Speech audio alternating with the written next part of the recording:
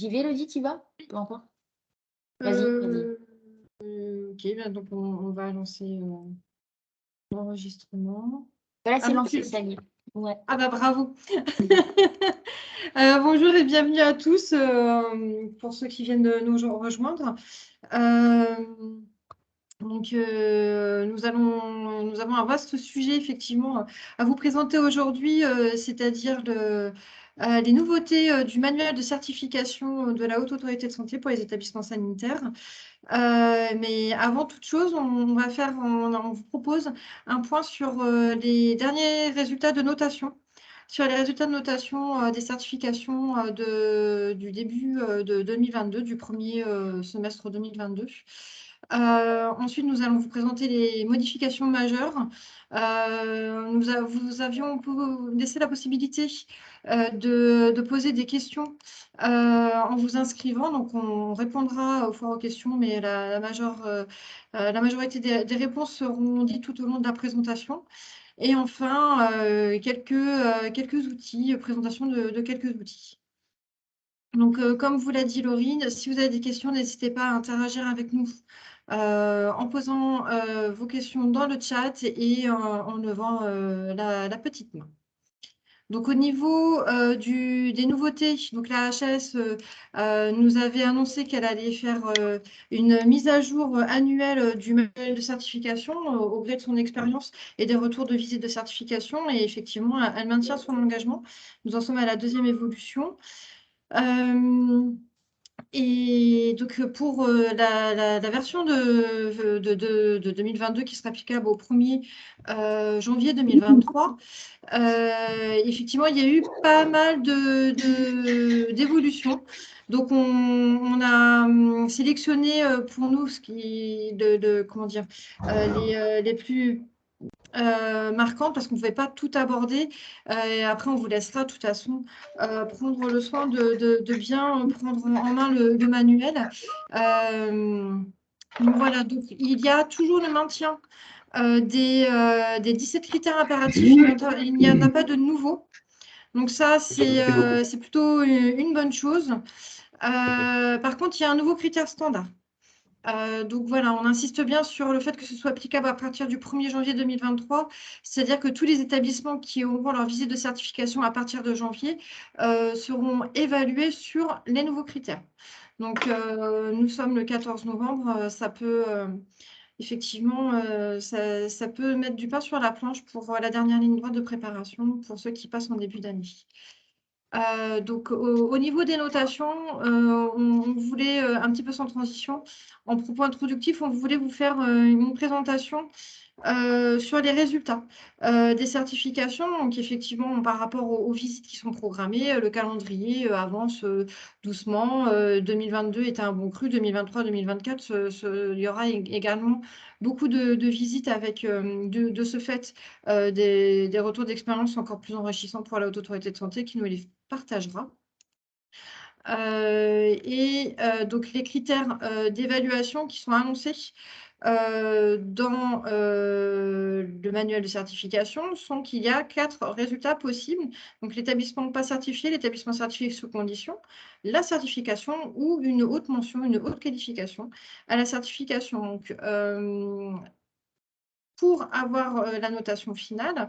Donc, il y a les notes que les experts visiteurs vont donner tout au long de la visite de certification avec un aperçu, une tendance qui sera présentée à la restitution finale. Ensuite, un premier rapport vous sera envoyé. L'établissement peut faire ses observations.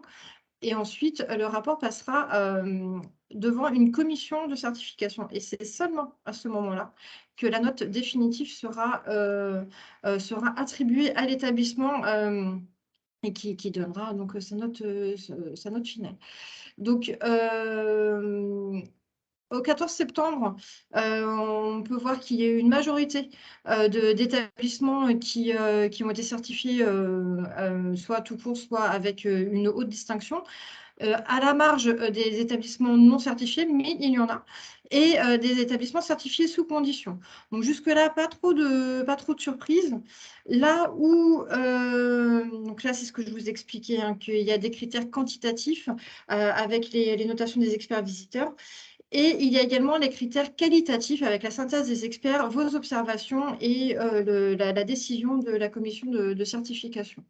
Donc là où on voulait nous mettre en lumière quelque chose, c'est-à-dire qu'il y a eu la parution.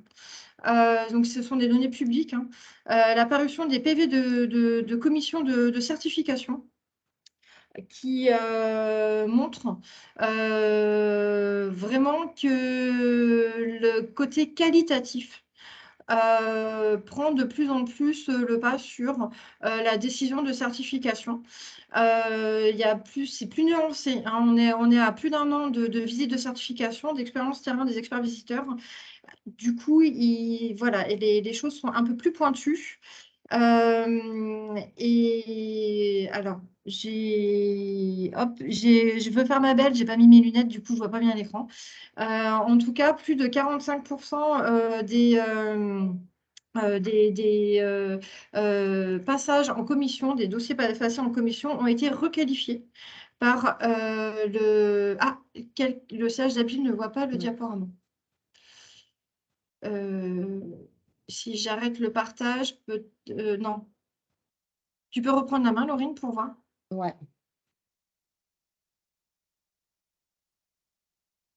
Hop, est-ce que c'est mieux pour vous? Donc, pour vous dire qu'effectivement, il y a quand même 45% des dossiers qui ont été revus, qui ont été requalifiés. Donc, il ne faut pas se baser que sur les résultats quantitatifs pour présumer du résultat final. D'ailleurs, à la diapo suivante,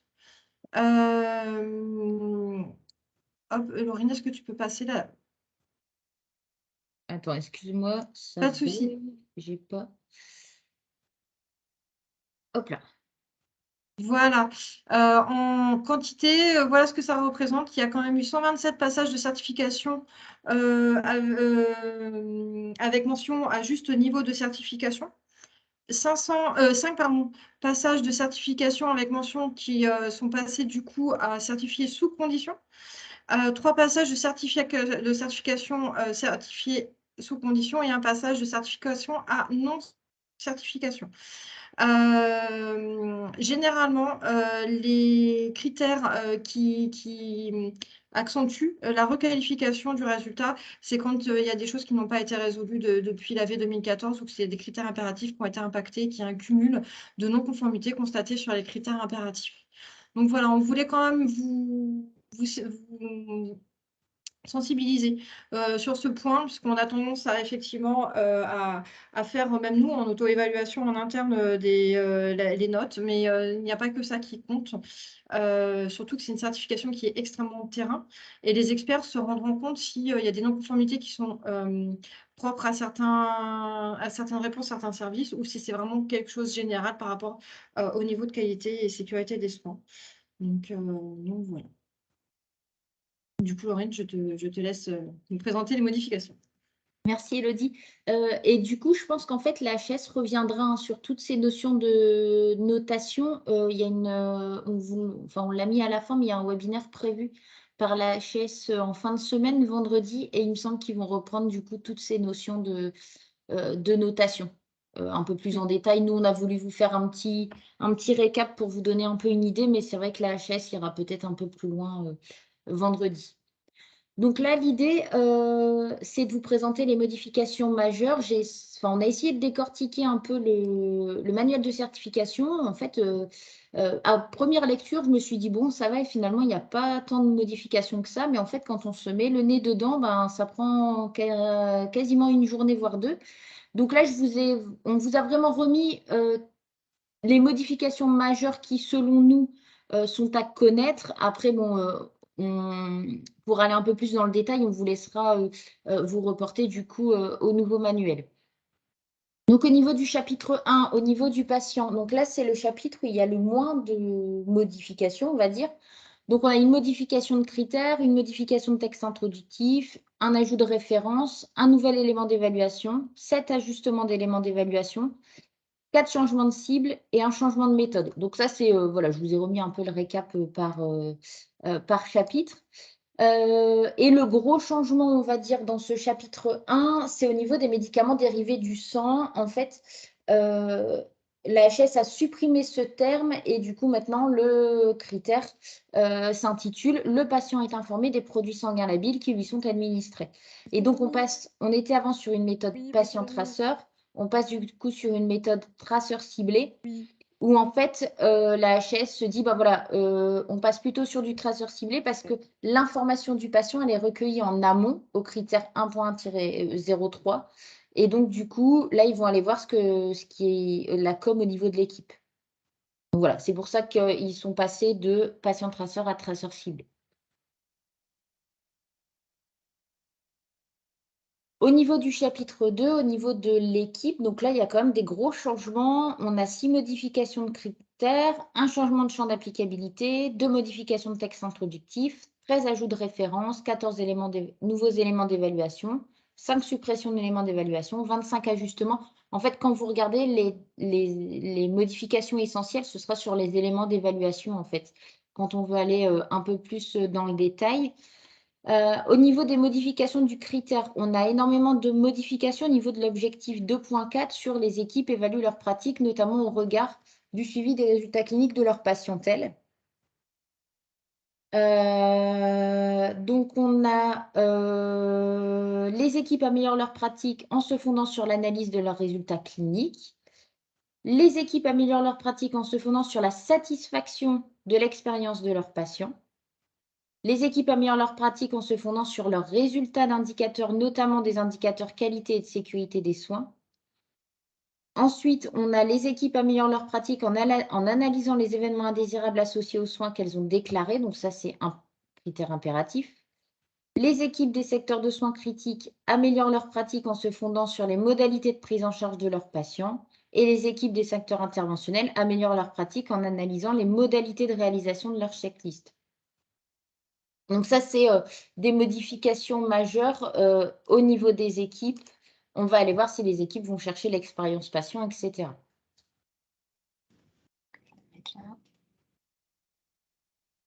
Ensuite, on a une toute nouvelle notion. On a la notion, au niveau des événements indésirables graves, on a la notion de presque accident. Où en fait, le critère 2.404 a évolué. Et donc maintenant, c'est les équipes améliorent leurs pratiques en analysant les événements indésirables associés aux soins qu'elles ont déclarés. Et on retrouve du coup les événements indésirables dont les presque accidents sont déclarés et partagés. Donc, on a cette notion de presque accident. On va y revenir hein. Juste après, j'ai mis la définition. Avec donc le presque accident se définit comme un événement indésirable associé aux soins pour lequel il n'y a pas eu de dommage. Donc là, c'est tous les événements où en fait, il n'y a pas eu de dommage, mais si ça se répercute plusieurs fois, enfin si ça se reproduit plusieurs fois, ça peut se répercuter du coup sur la prise en charge des patients. Donc, c'est cette notion de presque accident là qui intervient au niveau des événements indésirables graves. Donc, les presque accidents sont à déclarer également. Est-ce que vous avez des questions jusqu'à maintenant?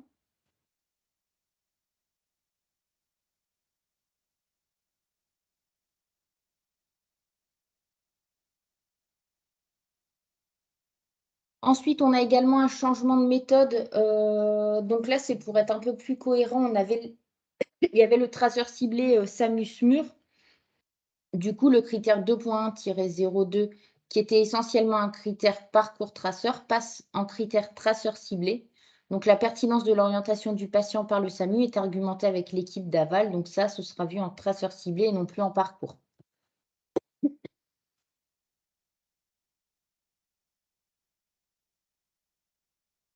Un changement de méthode au niveau aussi de la pertinence de la transfusion des produits sanguins labiles, où là, on passe également du parcours traceur au traceur ciblé, en cohérence avec la grille, notamment traceur ciblé,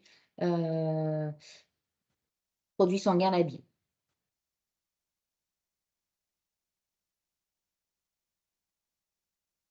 Et ensuite, donc, au niveau du critère impératif, les équipes maîtrisent l'utilisation des médicaments à risque.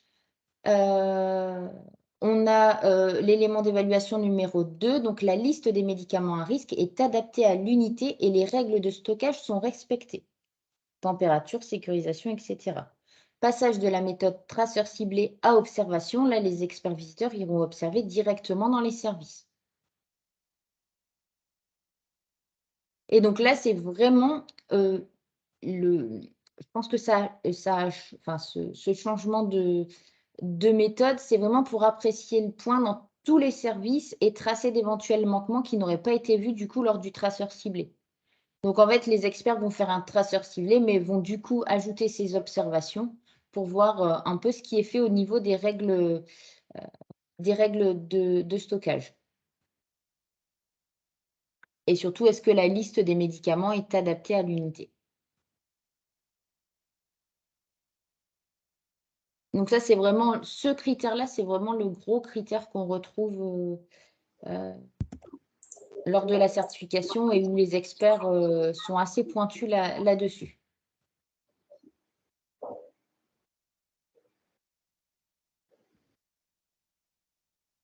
On a aussi un changement de méthode au niveau de l'approvisionnement, du stockage et l'accès aux produits de santé sont réalisés conformément aux recommandations des bonnes pratiques. Donc là, ce qui est demandé dans l'élément d'évaluation numéro 5, les conditions de transport des produits de santé sont adaptées. Boîte fermée, conteneurs sécurisés, conservation du froid.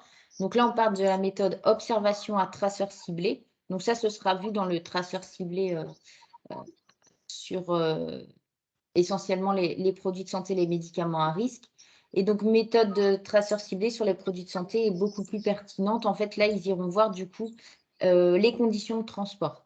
Donc, c'est vrai qu'on a des points d'interrogation parce que les retours qu'on a eus, et notamment que l'Omedit a eu au niveau des retours d'expérience des établissements, c'est que les experts visiteurs vont énormément voir comment se déroule le transport des produits de santé et notamment des médicaments à risque. Où certains experts visiteurs étaient très pointus en demandant ce qui est vraiment une identification des produits des médicaments à risque au moment du transport. Donc ça, c'est expert visiteur dépendant, mais c'est le retour qu'on a eu, c'est les retours que l'Omedit a également eu et on n'a pas eu qu'un seul retour. C'est pour ça qu'on se permet de vous en parler. Là, ils sont assez pointus là-dessus et voilà, on voulait justement noter ces changements.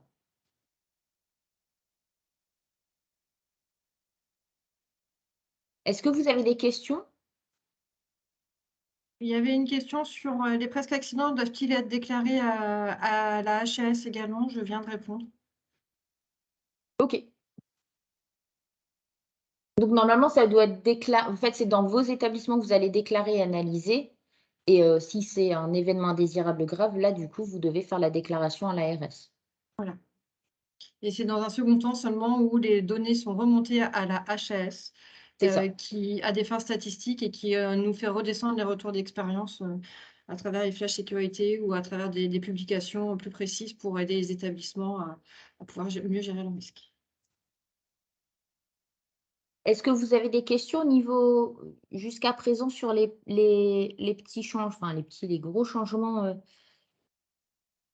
au niveau du chapitre 2?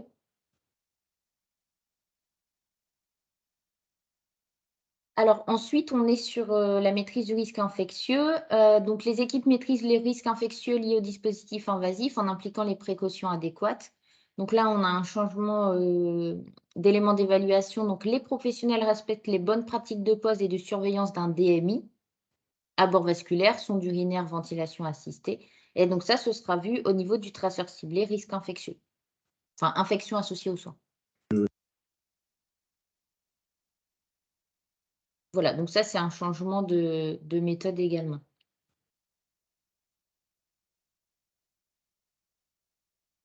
Ensuite, donc, au niveau les équipes maîtrisent les risques liés à l'utilisation des rayonnements ionisants.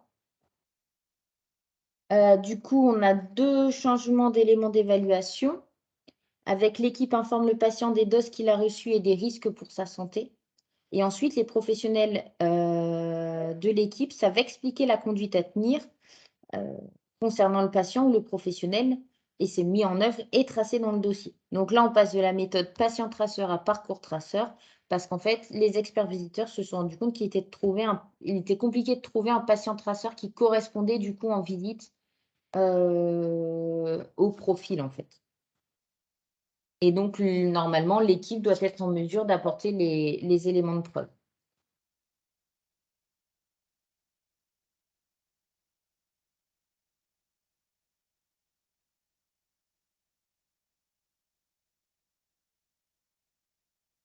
Alors ensuite, on a les activités de prélèvement et de greffe d'organes, tissus ou cellules souches hémopotétiques sont évaluées et se traduisent par des plans d'action d'amélioration dont les effets sont mesurés. Donc là, il y a une modification du champ d'applicabilité où on est plutôt sur de la chirurgie interventionnelle en soins critiques et on passe de la méthode traceur à parcours. Donc là, ça sera vu lors de la méthode parcours traceur.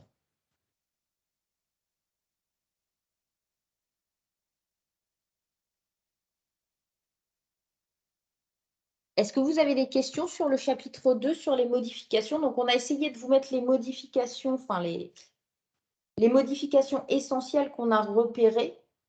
Après, de toute façon, on vous enverra le PowerPoint hein, pour que vous ayez tous les éléments si vous souhaitez du coup aller un peu plus loin.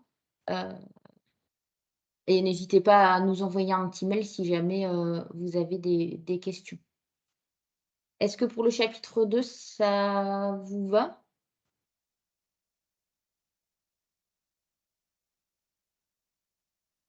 Alors, au niveau du chapitre 3, l'établissement, alors là, on a énormément de modifications. On a notamment un nouveau critère standard. On a 5 modifications de critères et ensuite beaucoup de modifications au niveau des ajustements d'éléments d'évaluation. Donc, au niveau du nouveau critère standard, donc on est sur l'éthique. L'établissement promeut et soutient le recours au questionnement éthique par l'ensemble des acteurs, avec une réflexion collective et interdisciplinaire, et on associe le patient et les proches. Donc, l'élément d'évaluation, ce sera l'audit système et c'est regroupé dans tout ce qui est qualité de vie au travail, etc. Vous allez le retrouver dans ces grilles-là. Donc, les attendus au niveau de la gouvernance, ce qui est attendu, c'est qu'un état des lieux des questionnements éthiques est réalisé et partagé à l'ensemble des acteurs et que les professionnels soient régulièrement sensibilisés ou formés au questionnement éthique. Donc ça, c'est ce qui sera demandé au niveau de la gouvernance, au niveau de l'audit système. Au niveau des attendus, au niveau des professionnels, les experts visiteurs iront chercher si les professionnels identifient les questionnements éthiques auxquels ils sont confrontés, notamment autour des droits du patient, de leur état de santé, de la stratégie thérapeutique et des soins proposés. Si les professionnels disposent d'un cadre opérationnel permettant la prise en compte des problématiques éthiques en temps opportun. Et ensuite, est-ce que l'équipe, en cas de besoin, dispose de ressources externes identifiées d'aide à la prise en compte des problématiques éthiques? Donc là, il y a pas mal, c'est quand même un gros critère où il y a pas mal de choses à mettre en place en peu de temps en plus. Du coup, c'est quand même, enfin, je pense que c'est pas à prendre à la légère parce qu'il y a pas mal, énormément de travail là-dessus. Et ensuite, au niveau des représentants des usagers, on ira demander aux représentants des usagers s'ils sont associés à la réflexion éthique qui est conduite au sein de l'établissement. Donc, il faut notamment associer les représentants des usagers dans vos démarches éthiques. Est-ce que vous avez des questions? Est-ce qu'il y a des établissements qui ont peut-être déjà travaillé sur le sujet?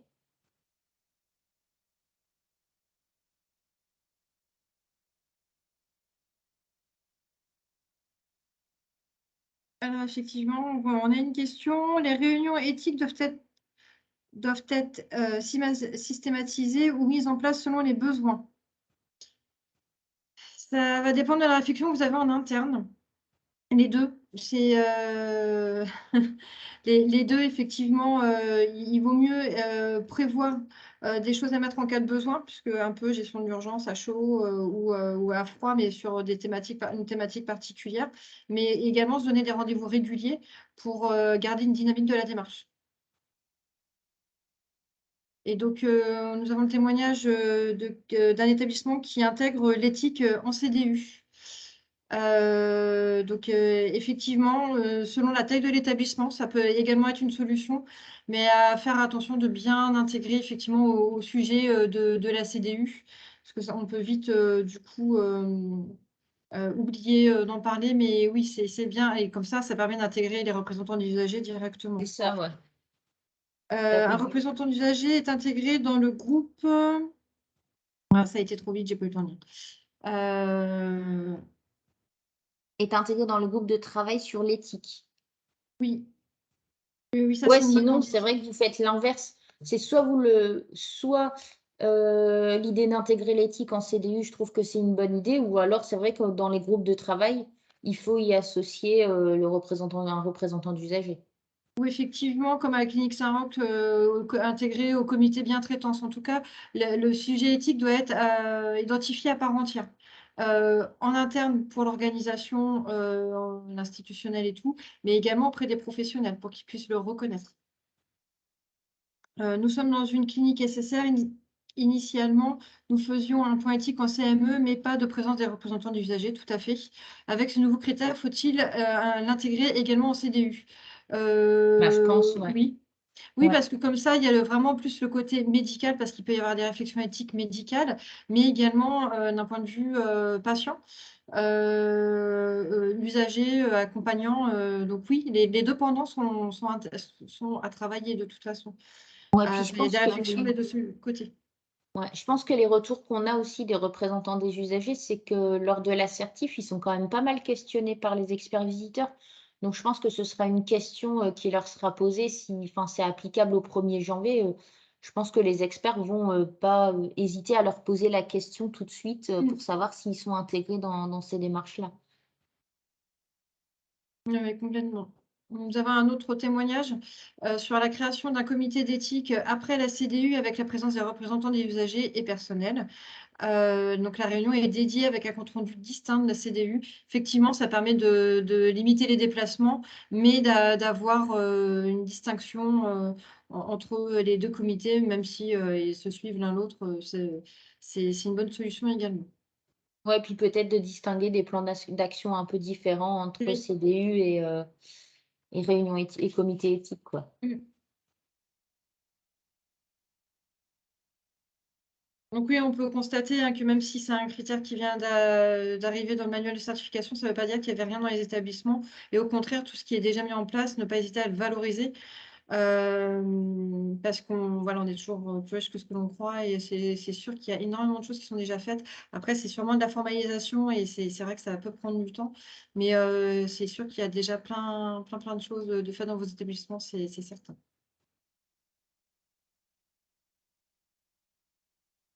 Ouais, c'est sûr, le plus dur, en fait, c'est de pouvoir le valoriser, en fait, finalement.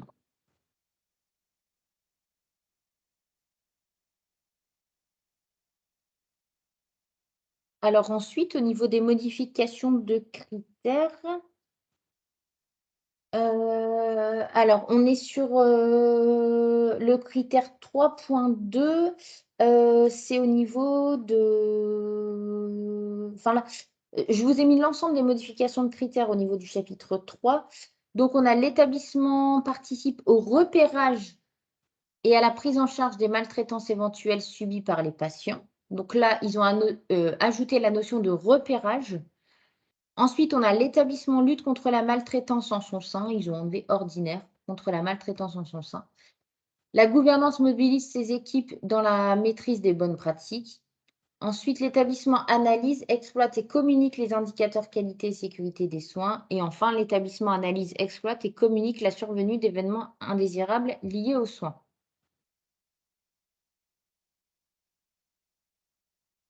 Ensuite, on a aussi une petite subtilité qu'on a repérée au niveau du critère 3.605. La prise en charge des urgences vitales est maîtrisée dans l'enceinte de l'établissement.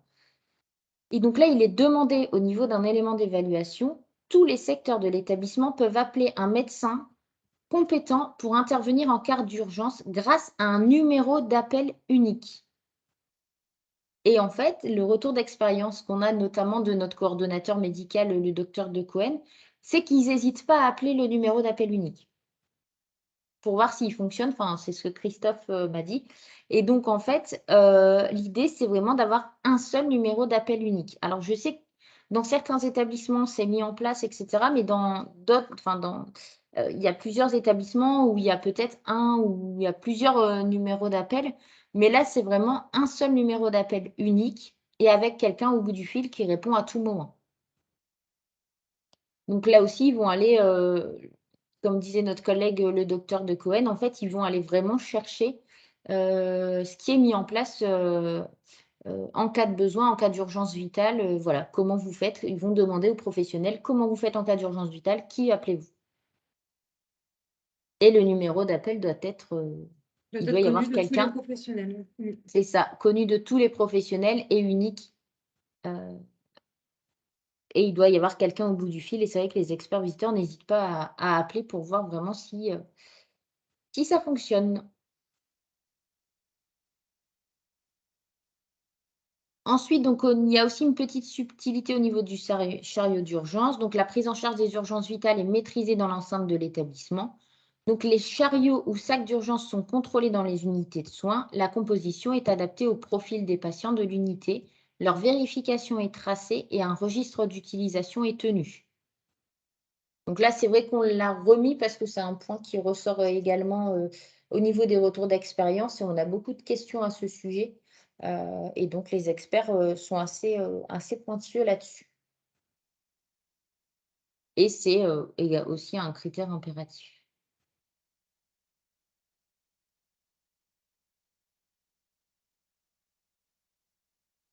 Ensuite, on a remarqué aussi au niveau du projet des usagers, donc l'établissement implique des représentants des usagers et des associations de patients au sein de l'établissement, dans leurs instances et dans la vie de l'établissement. Et ce qui est demandé, donc il y a une modification d'un élément d'évaluation où là, il est demandé que le projet des usagers est formalisé et articulé avec le projet médical et soignant. C'est-à-dire qu'avant, effectivement, par rapport à la réglementation, il y avait la possibilité d'avoir un projet des usagers. Maintenant, c'est la HAS, les experts de la Haute Autorité de Santé veulent le voir. Ouais. Ça passe un cran, c'est un cran d'exigence, au-dessus.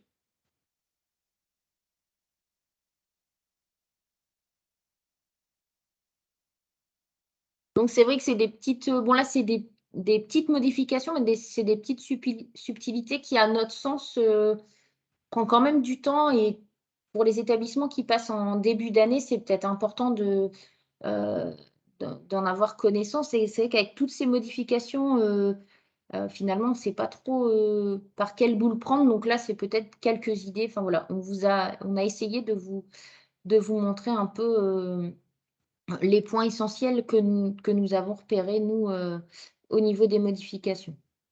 Pour répondre à vos questions, y a-t-il donc l'obligation de posséder un projet des usagers? Oui, c'est un des attendus à partir du 1er janvier.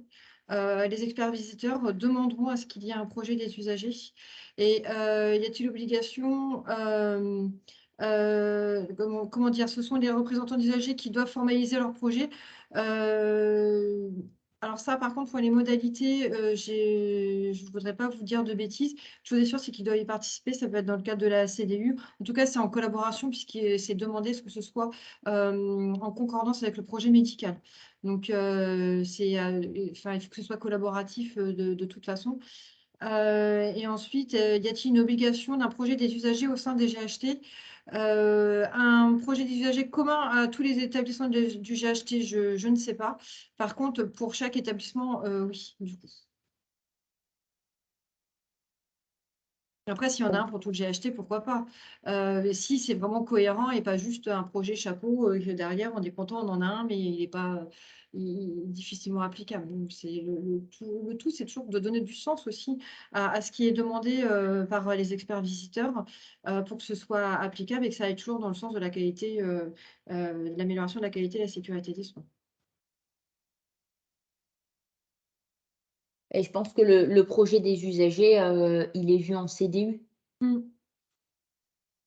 On peut accompagner les représentants des usagers, dans l'animation du groupe de travail, parce que tout le monde a des formations, différentes et une fois de plus, il faut que ce soit concordant avec la réalité et avec les projets déjà en place, ou futurs des établissements.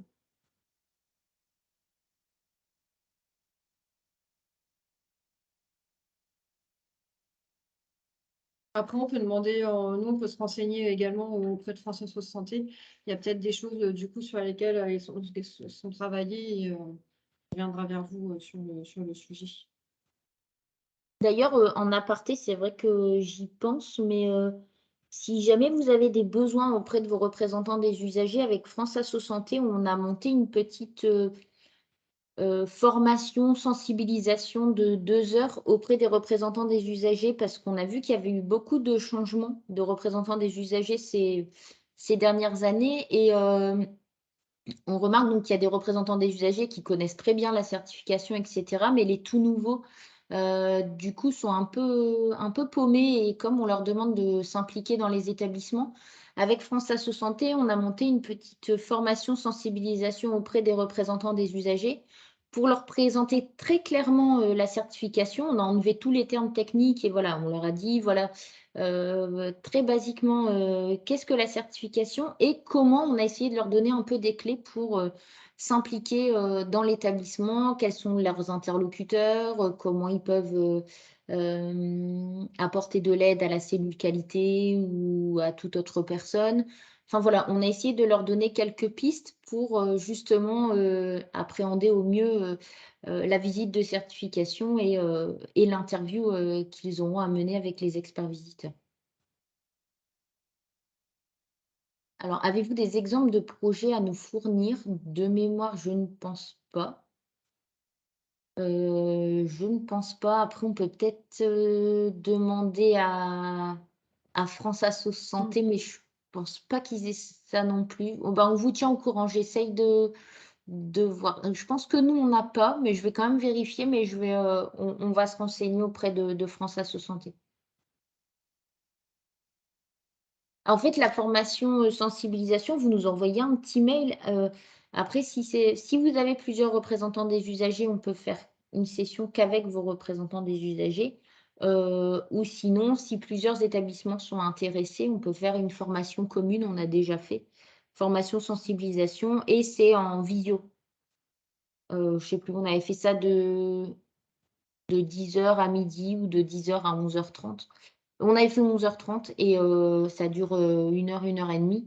Mais c'est vraiment sur les essentiels de l'assertif et comment appréhender au mieux leur interview avec les experts visiteurs.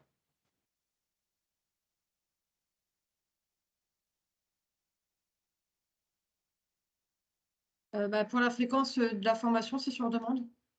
Après, quand on a plusieurs demandes, on regroupe et on demande si c'est possible Voilà, c'est ça. de mitiger les établissements ou s'ils veulent que ce soit que pour nous.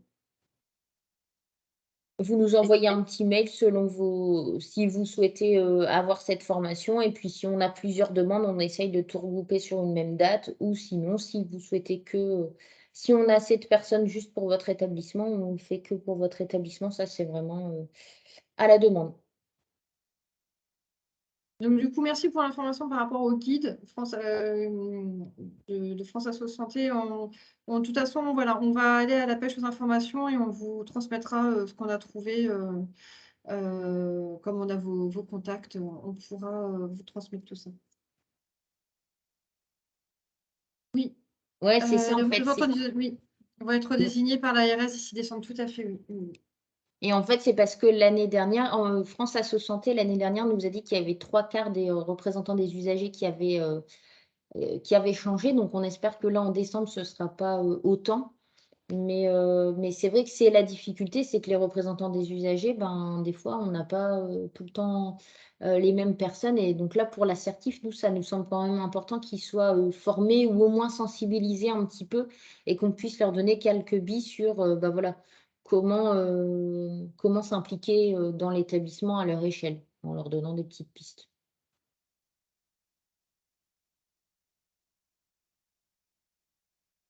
Voilà. Et ensuite, donc du coup, on a l'ajout de la notion repérage, justement, c'est ce qu'on a vu tout à l'heure, donc le repérage des situations de maltraitance. Dans le critère du coup 3.205, l'établissement participe à la lutte contre les situations et actes de maltraitance dont ont été victimes les patients. Et on a cette notion de repérage qui, du coup, vient s'intégrer à ce critère.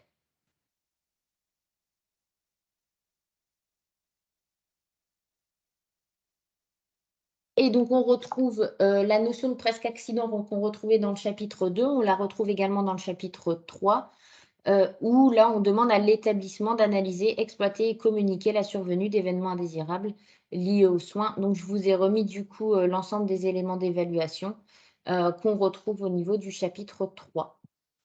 Donc là, c'est vrai que cette notion de presque accident, on le retrouve chapitre 2, chapitre 3. Et on va dire, après Elodie, je me trompe peut-être, hein, mais les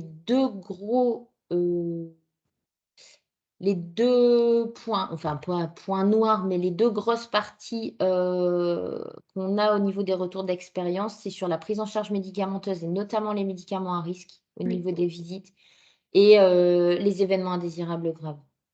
Oui. C'est vraiment les deux grosses thématiques. Oui, complètement. Ça, et ne pas aussi tout ce qui est droit des usagers, directives anticipées. Enfin, vraiment, c'est des questions assez C'est ça, pointues, ouais. mais c'est et voilà, d'autant plus les deux thématiques dont Laurine vient de parler, qui sont des critères impératifs.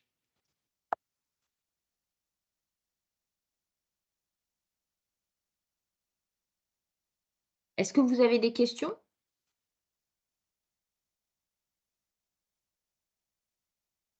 Alors, le projet des usagers peut-il être le plan d'action issu des réflexions de la CDU? Ouais, vous pouvez le monter, tout dépend de la manière dont vous définissez votre projet des usagers, mais ça peut très bien être le plan d'action issu, des réflexions que vous avez en CDU. Pourquoi Avec pas? un peu plus de formalisme tout autour, mais en Ouais, tout cas, c'est il ça, ouais. faut que ce soit cohérent. On ne peut pas avoir d'un côté un projet des usagers et puis un plan d'action qui n'a rien à voir. C'est vrai que ça serait très étonnant. Mais ça peut être une base de départ, effectivement, quand on ne sait pas dans quel sens prendre le sujet. Soit partir de l'existant, soit faire un état des lieux.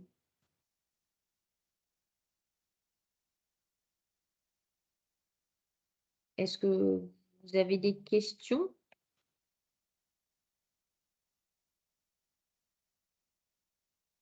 Oui, tout à fait. La notion de projet des usagers inclut également les associations, quand il y a des associations qui interviennent dans les établissements. C'est un peu plus large que les représentants des usagers. Merci pour la précision. C'était exact.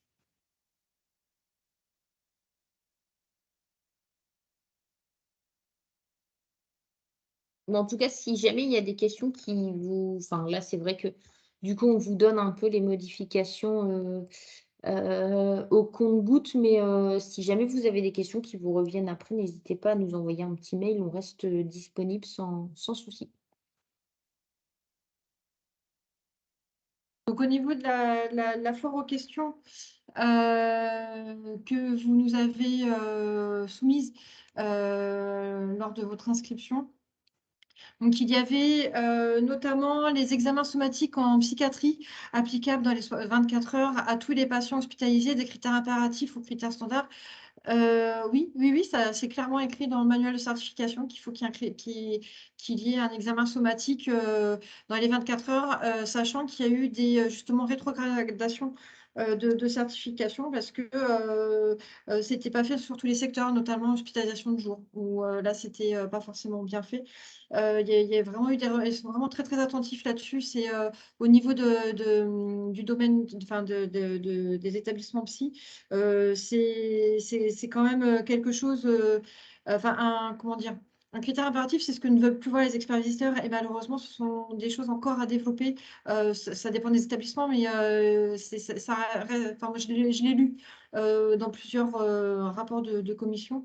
Donc oui, dans les 24 heures, c'est pour tous les patients hospitalisés, il faut un examen somatique en psychiatrie.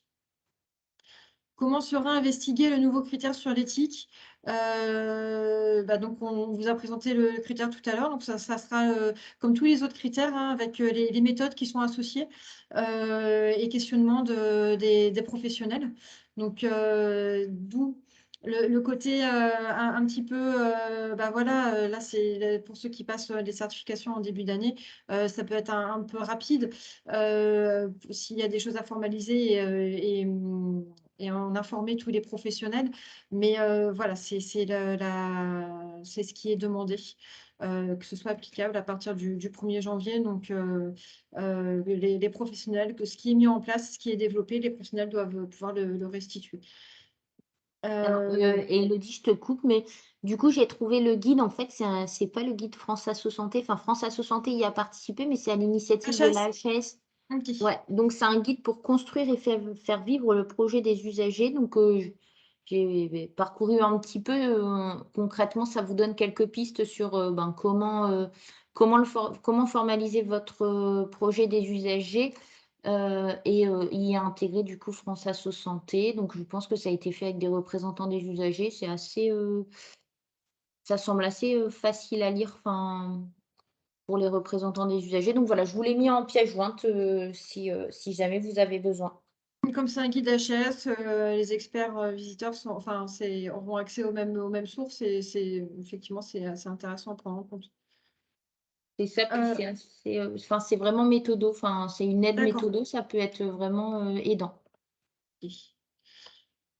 Concernant le critère 2.206, cela signifie-t-il que pour répondre aux IQSS relatifs au dossier patient et plus précisément sur le projet de vie, les évaluations doivent être faites par des professionnels spécifiques, autonomie par l'ergothérapeute, évaluation sociale par l'assistante sociale.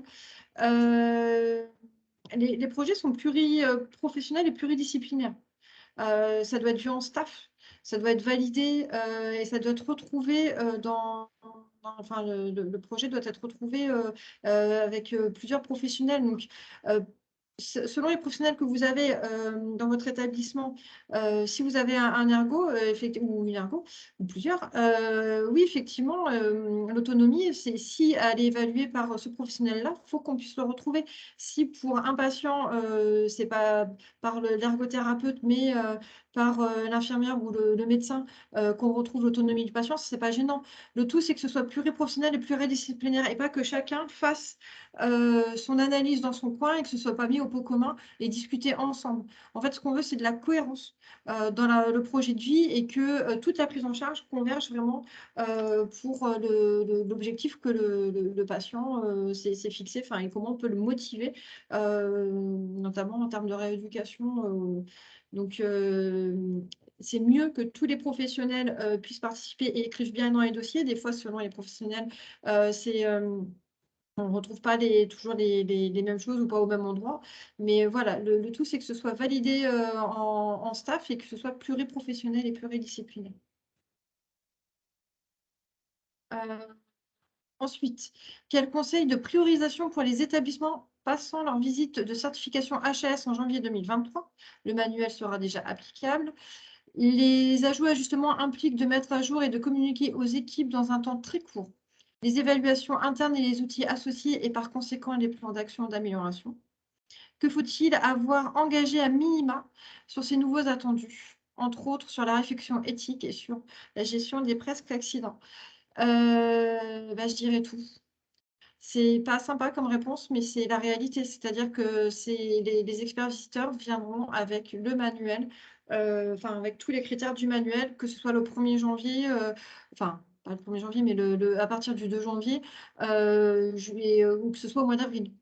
Selon ce que vous avez déjà mis en place dans votre établissement, il y a des choses sur lesquelles peut-être qui n'existeront pas ou qu'il faudra formaliser ou d'autres choses qu'il faudra vraiment mettre en place.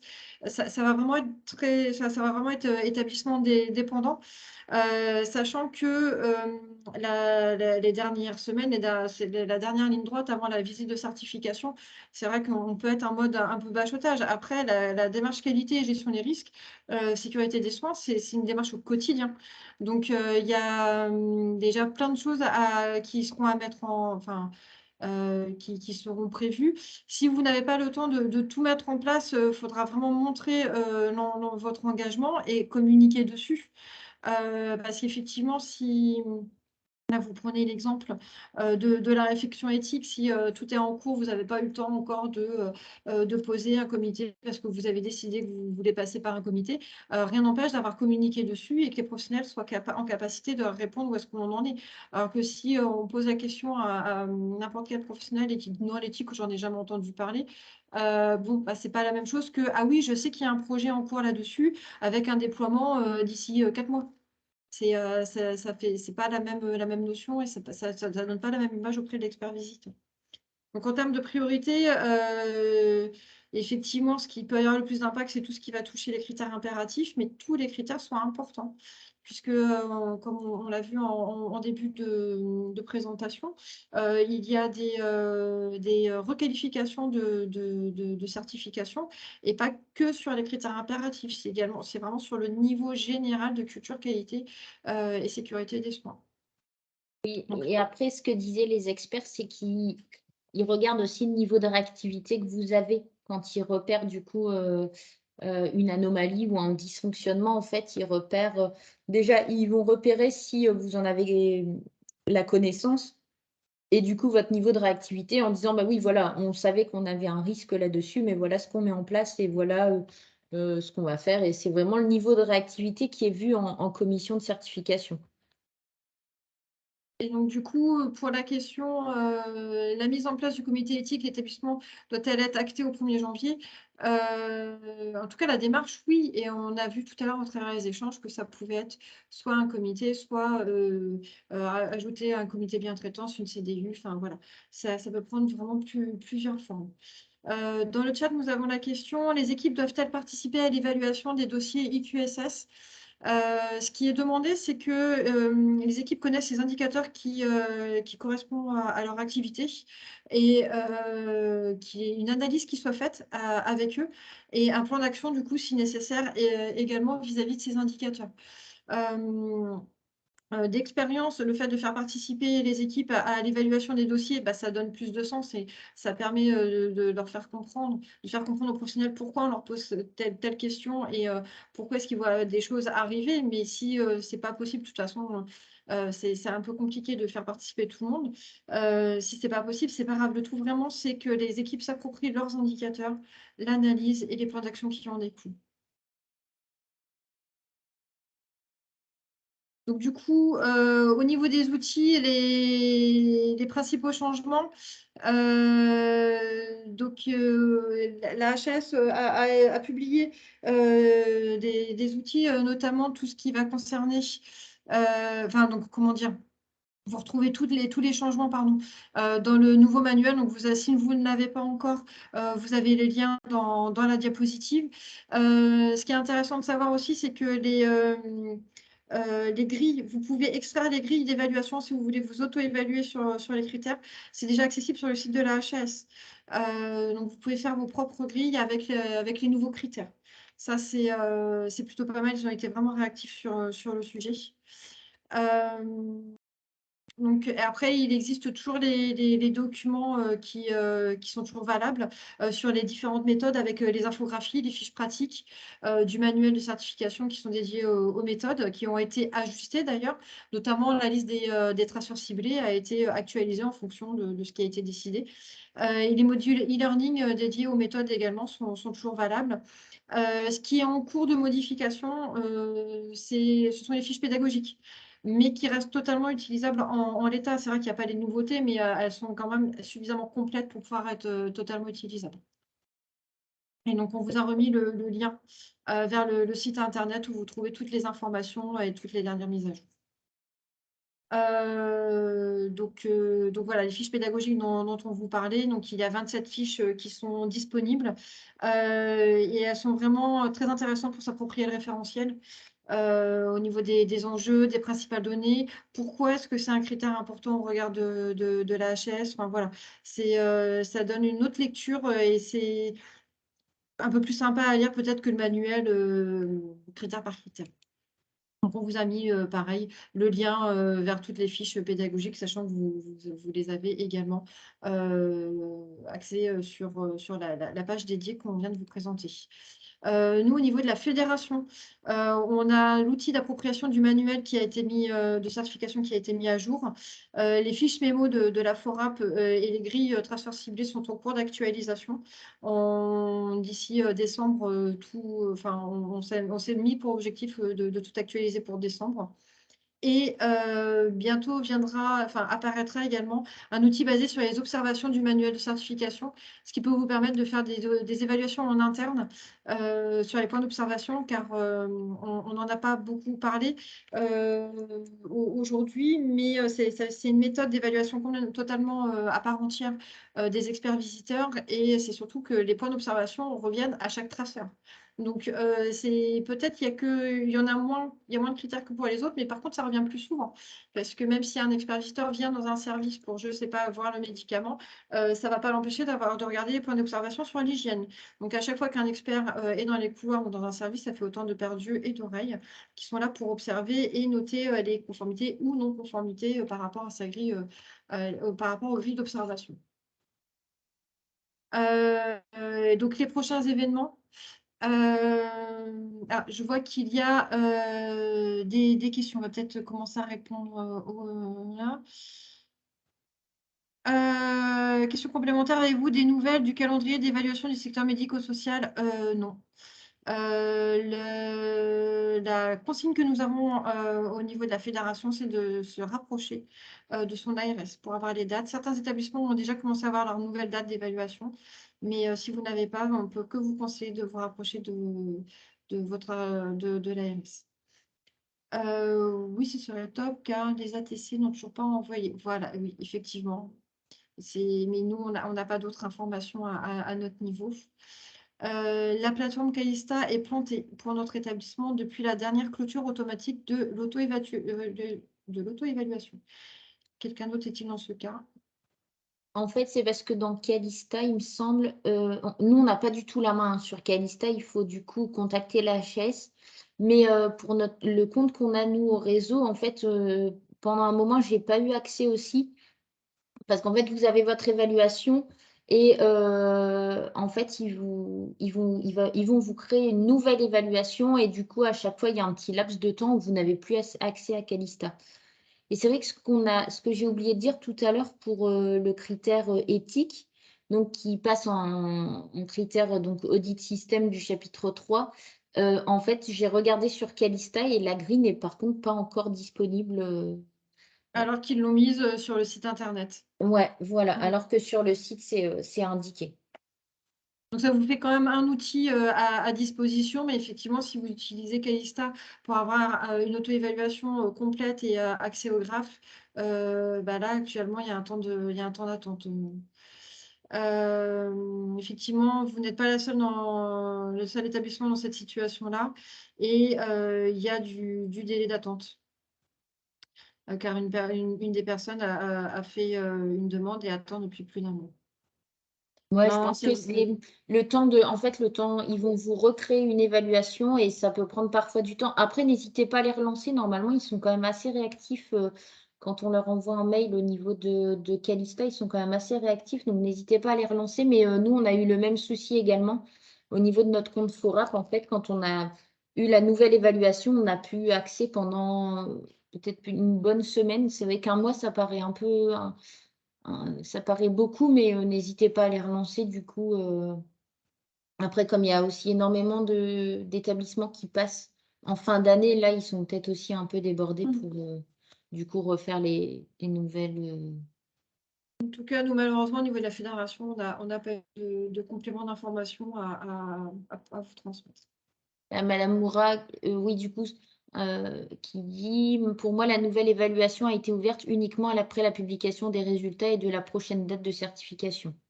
Ouais, normalement, ça se fait un petit peu. Normalement, ça se fait avant, mais est-ce que maintenant ils attendent la publication des résultats? Ça, on n'a pas du tout. Au niveau de Calista, on n'a pas du tout la main. Et enfin, pour conclure, parce on commence à dépasser un petit peu du temps, on est pile poil sur l'heure et demie de webinaire. Les prochains événements, donc le webinaire de la HAS sur la même thématique qu'aujourd'hui, avec la vision du coup HAS sur le référentiel de certification. Donc le 18 novembre, c'est vendredi, donc n'hésitez pas effectivement en complément à pouvoir le visionner. Le webinaire Pack Adhésion, donc on fait pour les adhérents un webinaire sur les traceurs ciblés et les audits système. Donc c'est une formation d'une heure sur un outil. Donc la prochaine date, ça sera le 18 novembre également, mais pas à la même heure. Et l'audit système, ce sera le 2 décembre. Nous avons également un webinaire prévu en partenariat avec l'ARS sur les IQSS le 13 décembre. Donc tout ça, bien évidemment, on communiquera à travers les réseaux sociaux comme on a l'habitude de faire. Et un webinaire sur les bonnes pratiques d'antibioprophylaxie qui a eu lieu la semaine dernière et dont nous avons un replay qui peut être mis à disposition. Pour participer au webinaire Pack Adhésion, il faut nous faire une demande et on vous inscrira en fait. Tout simplement, on vous enverra le lien pour pouvoir participer au webinaire. Et enfin, un des temps forts du réseau de cette fin d'année, c'est la journée sécurité patient, sécurité des soins des patients, donc le 24 novembre, pour pouvoir vous voir. Parce qu'on aime beaucoup interagir avec vous au niveau des webinaires, mais se voir, c'est tellement important. Après, c'est 2 ans de Covid et de distanciel. Donc, il reste encore des places. Il y aura 8 ateliers avec des thématiques complètement différentes et complémentaires autour du sujet de la sécurité des patients et également la remise de prix des établissements qui ont participé à… mince, je perds les mots. Ah, Laurine, aide-moi. Attends, Ah, ouais, mince. c'est parce que je suis en train de répondre à… Euh, Oui, du coup, la journée SSP, donc c'est plusieurs ateliers au matin. Oui, Vous pouvez vous inscrire sur 2 ateliers. Et ensuite, l'après-midi, on fait un petit topo sur le prix qualité voilà, avec prix un qualité. focus sur les événements indésirables. Ouf. Et avec 2 témoignages, un témoignage de Monsieur Chauvel de la Dréal sur un peu en mode benchmarking sur comment peut se passer la gestion des risques au niveau du monde industriel et également de Dr de Cohen sur tout ce qui est retour d'expérience, comment les faire vivre, enfin, et ben, toujours voilà, pour être le plus efficace possible en établissement sur la gestion des événements indésirables associés aux soins. Puis, dommage pour cette date de journée SSP car nous sommes en interne en SSP dans nos établissements. Ouais, désolé, on n'a pas Oui, pu. On est un peu contraint au niveau des dates et ouais. alors ça, on a eu beaucoup de remontées cette année sur le sujet, donc bon, bah, ça sera à nous de faire notre propre retour d'expérience sur la journée, mais bon, les supports seront à disposition. Il n'y aura pas de visio hein, du tout sur la journée. On a vraiment privilégié le présentiel. Mais bah, je dirais que la rencontre ne sera que partie remise pour ceux qui ne peuvent pas venir. Mais sinon, inscrivez-vous si vous n'êtes pas pris ce jour-là. Ce sera avec plaisir de pouvoir vous rencontrer. Oui, et on essaiera de le faire en décalé Mm. sur les autres années. C'est vrai que ça se faisait avant, mais là, on était un peu contraint cette année de le faire la semaine de la SSP, mais vous inquiétez pas, on garde ça en tête et les autres années, on essaiera de le faire hors semaine sécurité. Alors, comment s'inscrire? Je vous envoie le lien tout de suite. Donc, sachant qu'on a voulu tourner cette année la journée vraiment pratico-pratique et vers les soignants. Puisque on sait qu'on a un public assez fidèle des qualiticiens, des EOH et un peu de la direction. Mais c'est vrai que c'est vraiment très, très tourné soignant cette année parce que bah voilà, la sécurité des soins, enfin, tout le monde contribue à la prise en charge des patients et au plus proche du patient, ce sont les soignants. Donc, on a vraiment essayé de tout tourner autour du soignant. En tout cas, si vous avez des questions, n'hésitez pas, on vous laisse nos adresses mail.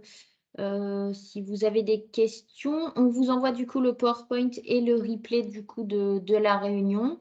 Et on vous remercie du coup beaucoup pour votre participation. On a tenu l'heure de réunion Oui. avec un petit 10 minutes. Donc voilà, ben, merci à tous. Bon courage pour les établissements qui passent là prochainement. On sait qu'il y en a beaucoup.